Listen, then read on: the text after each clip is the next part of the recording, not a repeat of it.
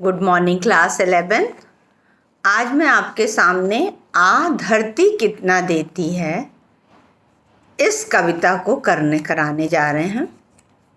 इसको कराने से पहले आप देखते हैं कि आज की परिस्थितियों को नहीं, उससे पहले आप देखिए आज मानव के जीवन का एकमात्र उद्देश्य धन कमाना था। धन आवश्यक तो है, लेकिन आवश्यक होने के साथ साथ जो हमारे आपसी सौहार्द, प्रेम, भाईचारा वो सब एकदम समाप्त होता जा रहा। आज हमने अपने मानव जीवन को क्या माना है? सिर्फ एक मशीन की तरह। याद होगा आपको कि विज्ञान के चमत्कार पे, विज्ञान वरदान या अभिशाप पे कहा गया था कि लोग संगमरमर हुए, हृदय हुए इस्पात, बर्फ हुई संवेदना, खत्म हुई सब बात। अर्थात लोग आज कैसे हो गए हैं? संगमरमर के पत्थर की तरह हो गए हैं। ऊपरी दिखावा तो बहुत है, लेकिन अंदर ही अंदर क्या है? जिस प्रकार से निष्प्राण पत्थर होता है, ठीक उसी प्रकार से उन्हें किसी से कुछ नहीं लेना। और हृदय क्या हुआ? इस्पात यानी लोहा।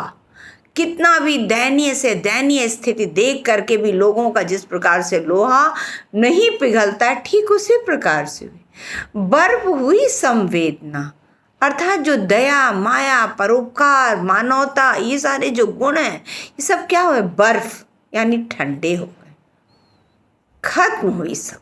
अर्थात मानव कहलाने के हम अधिकारी नहीं रह गए थे। आज आपने देखा ना, प्रकृति को इतना अधिक लोगों ने अपने नियंत्रण में, लोगों को ये लगा कि विधाता ने कुछ नहीं मेरे भाग्य में दिया, मैं जो चाहूँगा अपनी भुजाओं के बल से पा लूँगा। लेकिन भुजाओं के बल से लोगों ने पाया, कर्मशील लोगों ने पाया, लेकिन साथ ही साथ उन्होंने सही, हम आज क्या है? हमारे अंदर सिर्फ क्या है? सिर्फ हमें पद और प्रतिष्ठा मिल जाए। जबकि आप में से सभी को मालूम है कि पद और प्रतिष्ठा जिस दिन तक आप उस पद पर हैं तभी तक है। जिस दिन आप उस पद से हटेंगे, आपकी पद प्रतिष्ठा सब समाप्त हो जाएगी। कोई नहीं आपको पूछेगा, बल्कि आपकी पूछ नहीं, उस कुर्सी की पूछ है। लेकिन फिर भी क्या है? हम अपने भाई बंधु जो हमारे हैं उनको नहीं कर रहे। आज संयुक्त परिवारों का विघटन हुआ। क्यों विघटन हुआ? उसका भी कारण तो यही हुआ है ना कि नहीं, मैं कमा रहा हूं तो मैं सिर्फ अपने बच्चों को, अपने तक ही सीमित रहूंगा। हर चीज के सिक्के के दो पहलू होते हैं। कुछ अच्छाइयाँ होती हैं, कुछ बुराइयाँ होती हैं। लेकिन हम क्या है? हम आज जो है सिर्फ अच्छाइयों को कर रहे हैं, हमें सिर्फ कमियां ही कमियां दिखाई दे रही हैं। तो ये क्या है? ये हमारी और आपकी सोच के ऊपर आधारित है। इसीलिए देखिए, ये दो, इसको लिखते वक्त उन्होंने क्या बोला है कि मैंने छुटपन में छिप कर पैसे बोए थे। छुटपन यानी अज्ञानता और अबोधता की स्थिति। जिस प्रकार से बालक, छोटा बच्चा देखता है कि सपने, आप लोगों में से काकी पाठ पढ़ाई होगा आप लोगों ने, उसने क्या सोचा था अपनी माँ को कि पतंग की डोर में बांध करके भेजूंगा और फिर मेरी माँ आ जाएगी वापस। ठीक वो क्या है? वही है ना, छुटपन है, अज्ञानता, बोधता है। ठीक उसी प्रकार से आज का मानव क्या हुआ है? मानव ने अपने जीवन को क्या बना लिया है? एक धरती की तरह बना लिया। जिस प्रकार से धरती पर हम जैसा बीज बोते हैं वैसा ही फल प्राप्त होता है। तो हमें लगता है कि हम जितना पैसा कमाएंगे उतना ही अधिक हम जीवन में सुख समृद्धि से भरा रहेंगे, हमें जीवन में कभी कोई कष्ट प्राप्त नहीं होगा। इसीलिए यहाँ पर कहा है उन्होंने कि मैंने छुटपन में छिप कर पैसे बोए थे। दो शब्दों पे ध्यान दीजिएगा, एक तो छुटपन है और दूसरा छिप कर है। अर्थात सिर्फ क्यों? क्योंकि हम आत्म केंद्रित हो गए। आत्म माने अपने आप केंद्रित, यानी सिर्फ अपनी उन्नति को चाह रहे हैं। इसीलिए उन्होंने बोला कि छुटपन अर्थात जो अज्ञानता एवं अबोधता की स्थिति थी मेरी, उस अज्ञानता एवं अबोधता की स्थिति में मैंने लोगों से छिप करके, क्यों? क्योंकि मेरे अंदर लालच था, मेरे अंदर स्वार्थ था, जिसके कारण सोचा था पैसों के प्यारे पेड़ उगेंगे। अर्थात मेरी जो कल्पना है, जो सपने हैं वह सपने क्या थे कि मैंने पैसे धरती में बो दिए और धरती में पैसे बोने के बाद मैंने सोचा था कि अब खूब प्यारे प्यारे पेड़ उगेंगे। क्यों? रुपयों की कलदार मधुर फसलें खनकेंगी। जो पत्ते हैं उन पत्तों को उन्होंने क्या माना? चमकते हुए, कलदार माने चमकते हुए रुपए माना। और जो उसमें फल और फूल आया उसको उन्होंने क्या माना? खनकेंगी यानी आवाज करेंगी। मधुर माने मीठी फसलें, अर्थात जो सिक्के हैं वह सिक्के क्या हैं? मीठे मीठे फलों की तरह खनकेंगी यानी आवाज करेंगी। आपने पहली चीज कवि ने कहा कि उन्होंने अज्ञानता एवं अबोधता में लोगों से छिपकर धरती में पैसे बो दिए थे। क्यों पैसे बोए थे? उन्होंने यह कल्पना सोचा था यानी कल्पना किया था कि पैसों के प्यारे पेड़ उगेंगे। और वह पेड़ कैसे हैं? उस पेड़ में जो पत्तियां हैं उसकी उन्होंने क्या किया है? रुपयों की कलदार, कलदार यानी खूब चमकते हुए जो रुपए हैं उनको पत्तों के रूप में माना है। और दूसरी तरफ से जो उसमें फल और फूल हैं उसको उन्होंने माना कि मीठी मीठे फसलों की खनकेंगी, अर्थात धन धान्य एवं समृद्धि से मैं भर उठूंगा और फूल फल कर मैं मोटा सेठ बनूंगा। मोटा सेठ यानी बहुत अमीर आदमी।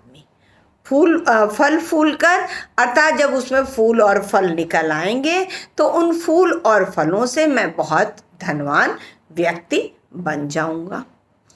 पर बंजर धरती में एक न अंकुर फूटा। हम क्या होता है, हम कोई भी कार्य नहीं होता, हम अपनी असफलता का दोष दूसरों को देते हैं।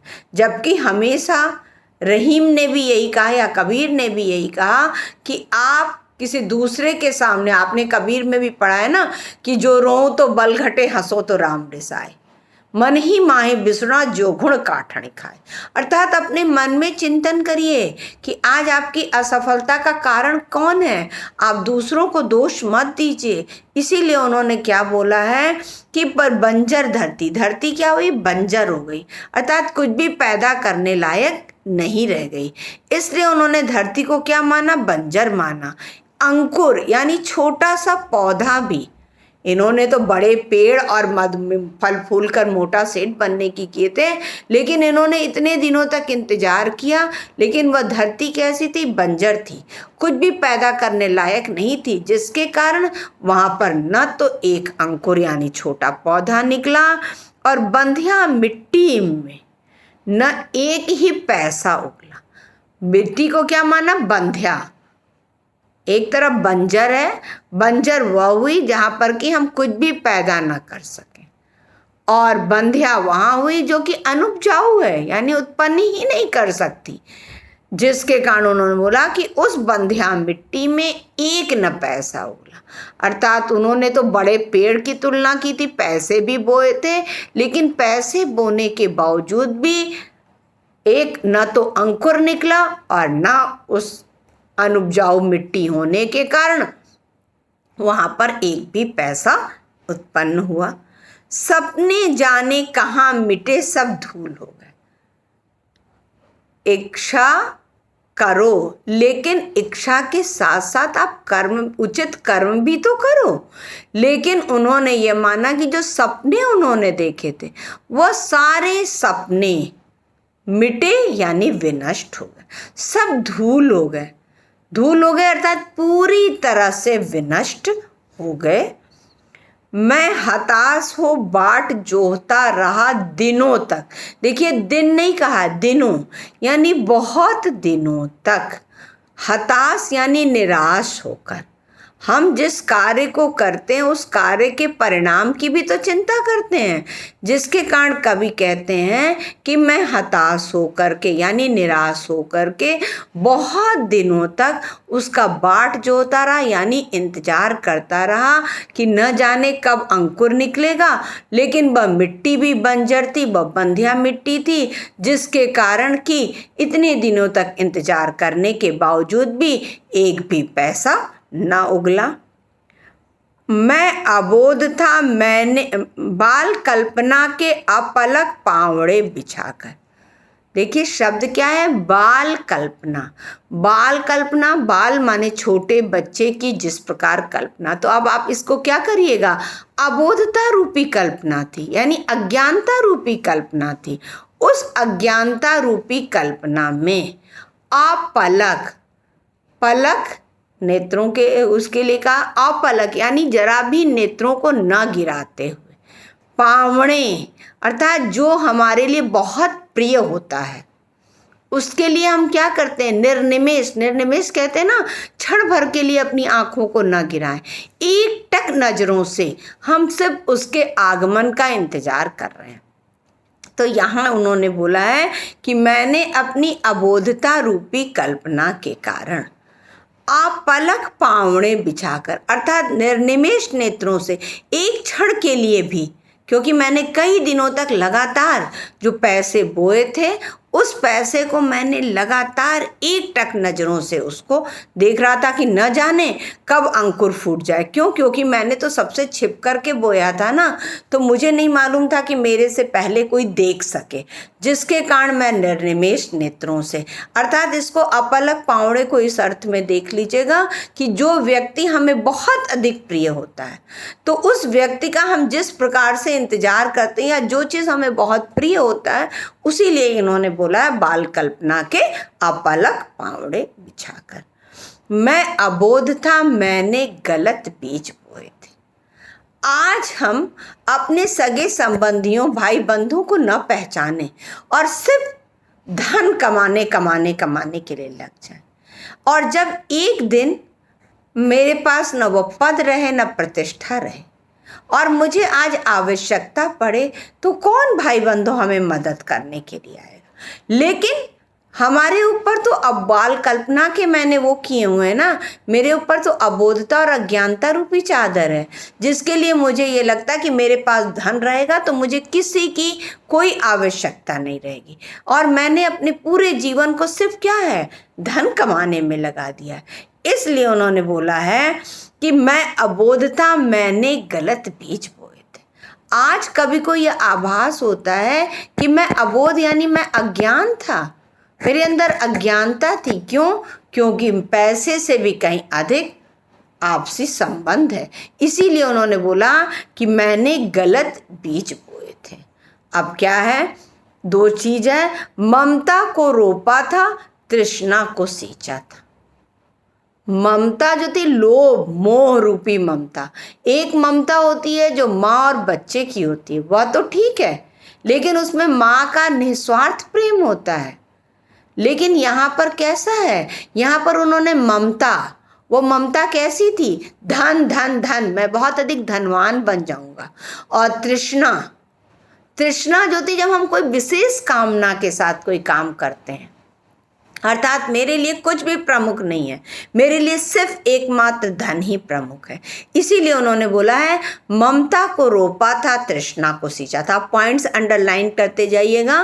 ममता यानी लोभ मोह रूपी आकर्षण में बंधा हुआ, और तृष्णा यानी विशेष कामना, और उस विशेष कामना क्या थी कि मैं फल फूल कर मोटा सेठ बनूंगा। अर्ध शती हरहराती निकल गई है तब से। शत माने 100, अर्ध माने आधा, अर्थात जीवन के जो 50 वर्ष हैं, अर्ध शती, शत माने 100, अर्ध माने आधा, तो 100 का आधा क्या हुआ, 50 हुआ। तो अर्थात ये जीवन के मेरे 50 वर्ष हर हराती निकल गई। हर हराती क्यों?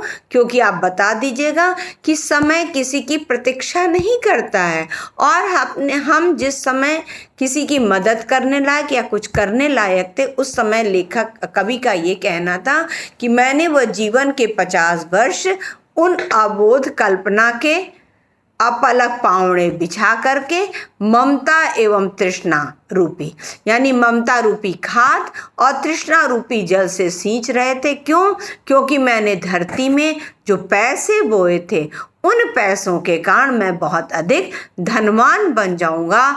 तो मैंने अपने जीवन के 50 वर्ष सिर्फ धन को ही प्रमुख मानने के कारण एक टक वहीं पर अपनी नजरें लगाए हुए था। हाँ, यहीं तक आपका कराऊंगी। फिर से एक बार रिवीजन करा देती हूँ कि यहाँ पर कवि ने बोला है कि मैंने छुटपन में छिपकर पैसे बोए थे। छुटपन अर्थात जो अबोधता और अज्ञानता रूपी स्थिति थी। तो मैंने अपने जीवन में धन प्रमुख होने के कारण मैंने अपने अबोधता एवं अज्ञानता के कारण लोगों से छिप करके पैसे बोए थे। क्यों? सोचा था पैसों के प्यारे पेड़ उगेंगे, अर्थात पैसों के प्यारे अर्थात बहुत अधिक मधुर फल फूल से लदा हुआ पेड़ निकलेगा और उसमें जो रुपयों की कलदार है, रुपयों की कलदार पत्तियों के लिए कर दीजिएगा, अर्थात कड़ी कड़ी पत्तियां जिस प्रकार है उस प्रकार रुपए, और मधुर फसल खनकेंगी अर्थात फल फूल से लदा हुआ जिस प्रकार पेड़ होता है ठीक उसी प्रकार सिक्कों को मधुर फसलें खनकेंगी अर्थात आवाज़ करेंगी और फूल फल कर मैं मोटा सेठ बनूंगा। अब यहाँ पर आपको आ गया ना कि क्या उनकी कल्पना थी, तो आप यहाँ से डाल दीजिएगा कि उनका था कि उन फूलों फलों से मैं बहुत अधिक धनवान हो करके बहुत अमीर व्यक्ति बन जाऊंगा। पर बंजर धरती में एक न अंकुर फूटा, बंधिया मिट्टी में एक न पैसा हो। धरती जो बंजर उन्होंने मानी है, जो कि कुछ भी पैदा करने लायक नहीं थी, जिसके कारण कि न तो एक अंकुर फूटा है और न बंध्या अर्थात अनुपजाऊ मिट्टी में एक भी पैसा उगला अर्थात उत्पन्न हुआ। सपने जाने कहाँ मिटे सब धूल हो गए, अर्थात मैंने जो जीवन में सपने सजाए हुए थे फल फूल कर वह जाने कहाँ मिटे अर्थात विनष्ट हो गए और सब धूल धूसरित हो गए।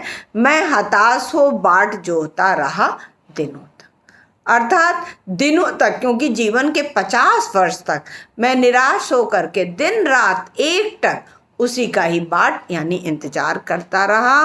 क्या थे मेरे?